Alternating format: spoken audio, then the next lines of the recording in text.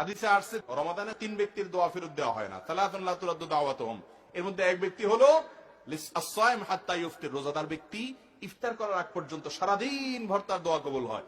আপনি চলছেন ফিরছেন উঠছেন বসছেন, হাত তোলাও জরুরি না, মনে মনে দোয়া করছেন, দোয়া কবুল হবে। আপনি বাংলায় দোয়া করছেন, মুখে উচ্চারণ করছেন না, মনে মনে আল্লাহর সাথে কথা বলছেন, চাওয়া পেশ করছেন, দোয়া কবুল হবে। এমনকি ওযু নাই তাও দোয়া কবুল হবে। ওযু দোয়ার জন্য শর্ত না, যদি ওযু অবস্থা করতে পারলে ভালো। এই জন্য রোজাদার রোজা অবস্থায় ইফতারের আগ পর্যন্ত দোয়া করবেন। আর একটা গুরুত্বপূর্ণ সময় হলো ভোর রাত, যেটা সারা বছরের জন্য গুরুত্বপূর্ণ, কিন্তু রমাদানে এটা সুযোগটা বেশি হয়, সারি খেতে আমরা উঠি। অতএব এই টাইমে বিশেষভাবে আল্লাহর কাছে কি করা উচিত? দোয়া করা উচিত। রমাদানে বেশিরভাগ মানুষের দোয়া হয় না ভাই।